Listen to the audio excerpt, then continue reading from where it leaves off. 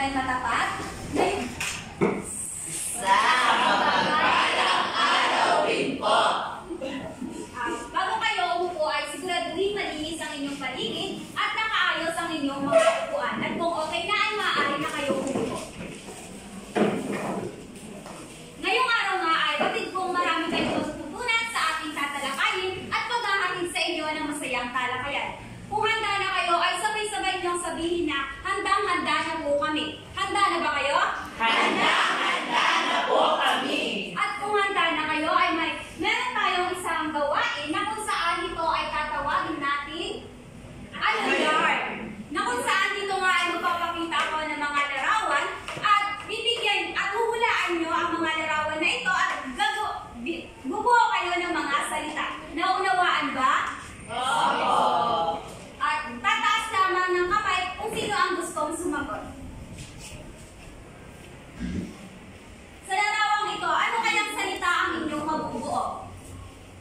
Ivan. Gorido. Tingnan natin kung tama ang kasagutan ni Ivan.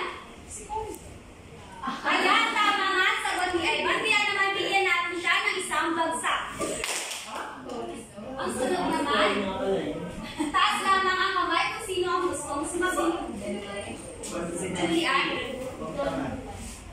Paulit na po. Tingnan natin kung tama ang kasagutan ni Julian. Ayan, tama nga ang kasagutan ni Julian. At bigyan natin siya ng isang bagsak. Ano na naman? At naman, sino ang magbibigay ng salita? Taas lamang ang kamay, Rose Ann, Ibong at Darna. Tingnan natin kung tama nga ang kasagutan ni Rose Ann. Ayan, tama ang kasagutan ni Rose Ann. Ngayon naman ay meron ako isang katanungan sa inyo na inyong sasagutin. Maaari bang mabasa ng lahat? Kung ang iyong magulang ay may nalubhang karamdaman at ang tanging lunas nito ay maaaring magdulot ng panganib sa iyong buhay, handa ka bang magsakripisyo para sa kanilang kaligtasan o hayaan mo na lang silang magdusa? Sino ang maaaring sumagot? At itaas lamang ang kamay para sumagot dito sa ating katanungan. Jonor? Siguro kung ako, no, magsasakripisyo sapagkat iba kasi yung in real respiration. Joke na. Kasi ang pagiging ang nanay kasi, ang ating mga magulang kasi sila yung nagpalabot sa atin ng pagmamahalan. Sila yung nag-alaga sa atin ng mga. So, bakit sa konting mga pangailangan na pag natin regular? So, magsakripisyo tayo para sa kanila. Maraming salamat, Jonor. Sino pa ang mayroong gustong magbahagi ng kanyang kasagutan? Brian? Simple lang, siguro, ibalik natin yung kanilang pagbibigay sa kanilang pagkakas. Kung baga ay kung sila ay nagsakripisyo para sa atin, ay dapat ay magsakripisyo rin tayo sa atin. Ayan, maraming salamat nga sa inyong kasagutan dahil handa nga talaga kayong magsakripisyo para sa ating mga magulang at pinapakita nyo na talagang mabuti talaga kayong mga anak. At ngayon naman, ang lahat nga ng ito ay ating matatalakay. Kaya naman, narito ang ating pangkalatang layunin na dapat nating matamo sa pagtatapos ng ating talakayan. Maaari bang mabasa ng lahat? Sa pagtatapos ng aralin, kami ay inaasahang natutukoy ang mga suliranin at mahalagang impormasyon sa akdang Ibong at Darna, buhat sa saklong 139 to 231. Nakapagbahagi ng sariling opinyon ukol sa mga pangyayaring pinagdaanan ng pangunahing tauhan na nahuhugnay sa usaping pampamilya. Nakabuo ng sariling talata hinggil sa mga suliraning panlipunan na dapat mabigyang solusyon sa loob ng kining mga saklong. Ayan, yan ang layunin na ito yung ating matatamo hanggang sa matapos ang ating talakayan.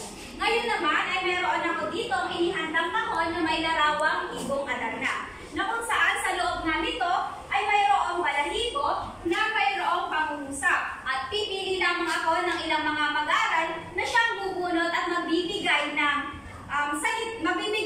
kahulugan sa salita na mayroong salubungin. At ngayon ay akin na itong sisimulan.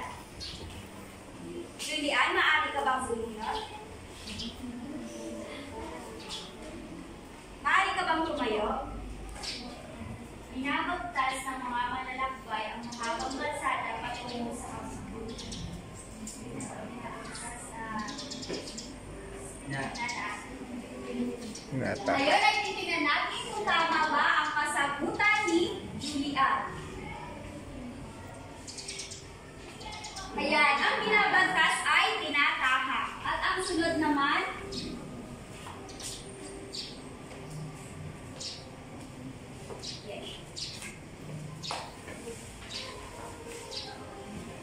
Hindi naging madali ang kanyang paglalakbay. Ngunit tupad niya ang kanyang pakay. Dahil pakay po ay dahil. Or gusto mo lang. ay okay. Dahil mo o gusto mo lang. Titingnan natin kung tama ba ang kasagutan ni Jesha. At ang pakay na ay kagustuhan. At ang sunod naman,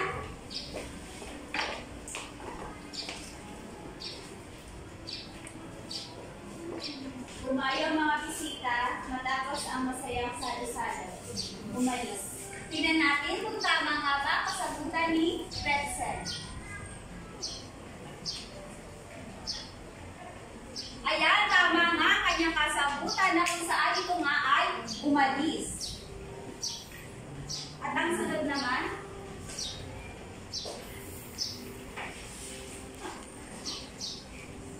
pinaganda niya ang hawla ng kanyang alagang ibon gamit ang makukulay na dekorasyon. Hawla ay ulo. Tingnan natin. Ayan, mahusay. Ngunit at tama nga ang iyong kasagutan. At ang sunod naman, Jonard. Maswerte. Ayan, maswerte. At ang panghuli ay Samuel.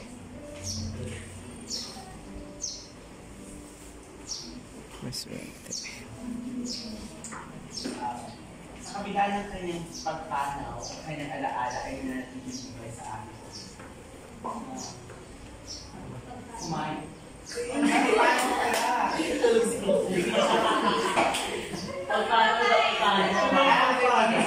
Ang pagpanaw ay pag tayo sa Ayan, maraming salamat, Samuel. At titingnan natin kung tama nga ba ang kanyang kasagutan. Ayan, tama nga ang kasagutan ni Samuel.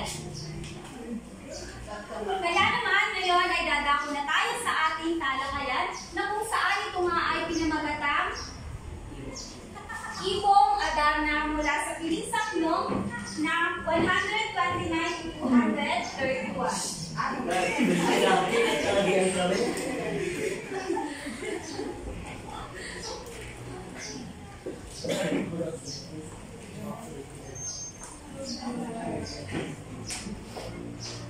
Ngayon nga ay may ibigay ako sa inyong city na Ibong Adarna na nasa Piling Saklong ng 121 to 231 na kung saan ito ay babasahin nyo na 5 minuto at ito ay meron akong mga katanungan na dapat ninyong masagot.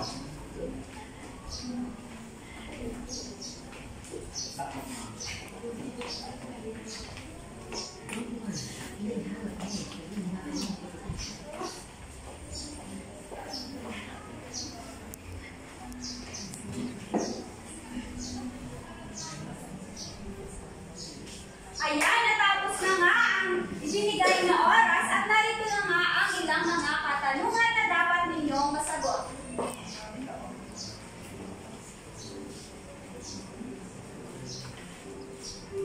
Ito na nga ang isang katanungan. Maaari bang pabasa ng lahat? Ano ang aral na nakukuha mula sa kabutihang loob ni Don Juan sa matanda? Paano natin ay ipapakita ang tunay na diwa ng malasakit at pagkawang gawa sa mga nangangailangan, lalo na kung walang inaasahang kapalit? Ayan, sino ang maaaring magbigay ng sagot dito sa tanong na number 1? Ivan? Sa ano ang aral na makukuha mo na sa kabutihang loob ni Don Juan sa matanda? Makikita ko sa story na o sa Ibong Adarna sa eksena po niya ay kahit po ang matanda ay lucid at medyo madumi sa hindi po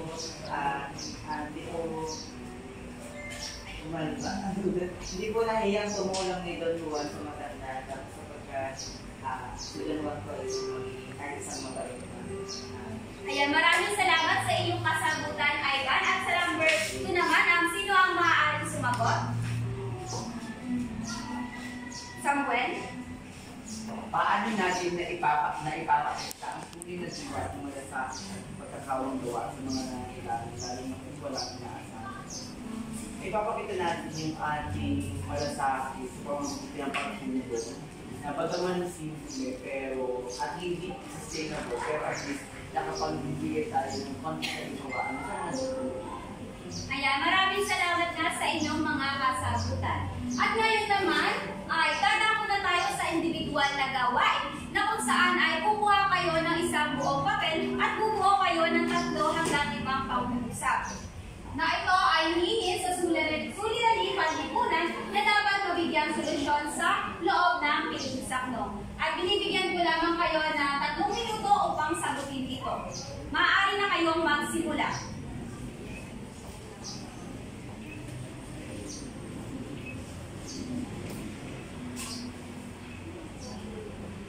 At ngayon nga ay natapos na ang oras na ibinigay sa inyo, kaya naman ipasa nyo na pauna ang inyong mga ginawa.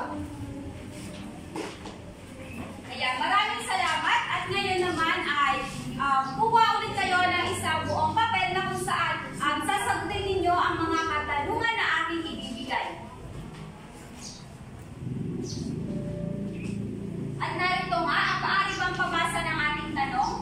Saan nakaraan ay hahanintulad ang mga sakripisyo ni Don Juan sa mga sakripisyo ng mga kabataan sa kasalukuyan?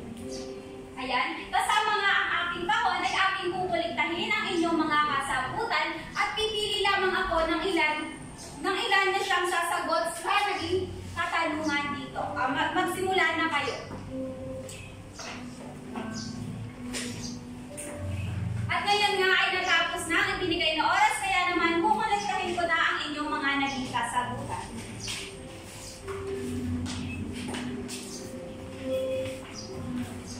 At ngayon naman ay bubunot ako kung sino ang magpapahagi ng kanyang mga kasagutan. Tanya, maaaring bukas sa ang iyong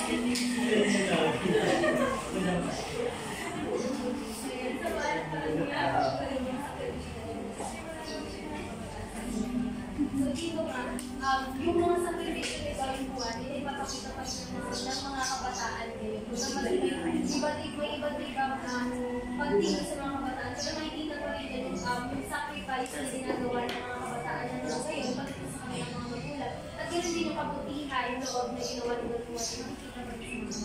Ayan, maraming salamat, Tanya. At ngayon ay bubunot pa uli ako ng isa upang mabahagi ng kanyang kasagutan. Nicole?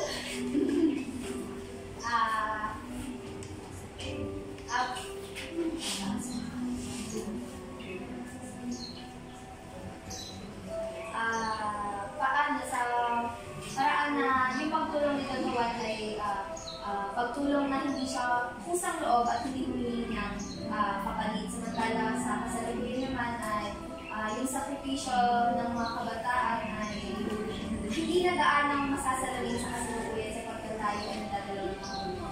Kaya maraming salamat nga sa inyo mga kasagutan na kung saan ito nga ay may halungkulan natin sa sakripisyo ni Don Juan sa isang kabataan na kung saan sila ay nagtatrabaho ng maaga para makatulong sa kanilang mga pamilya. At ngayon naman para sa ating kabuuan ay meron akong inihanda ditong larawan na kung saan ay pagsusunod-sunodin ninyo ang mga pangyayari na pinagdaanan ni Don Juan. At ngayon ay bibigyan ninyo ang mga numero ng pagkasunod-sunod na pangyayari na pinagdaanan ni Don Juan.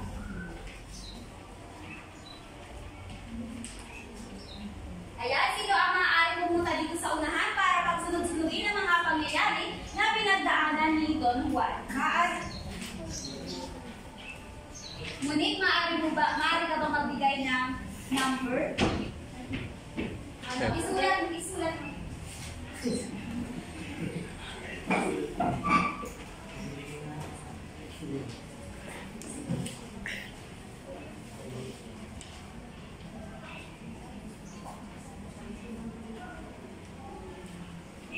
Ang sunod naman, sino pa ang gustong magbigay ng numero sa pagkasunod-sunod? Charissa.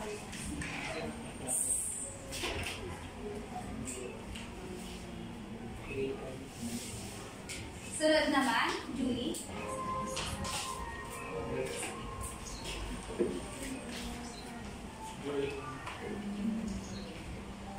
At ang huli ay Samuel.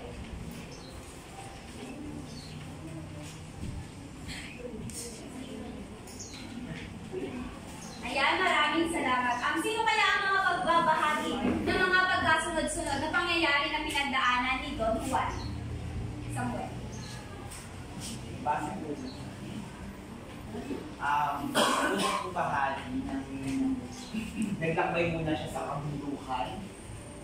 Sunod ay nakakatag po siya ng ermitanyo, ng matanda. Ang tawag sa ermitanyo ay then, tinuro niya ermitanyo yung kubo. At nandun yung mga kagamitan na yung mga ari na galing sa paghuli sa imong alam. Yung kalaman sa doon na huli niya sa imong alam. Sa pagkahuli niya, hindi na siya sa gumalik. Ayan, maraming salamat, Samuel.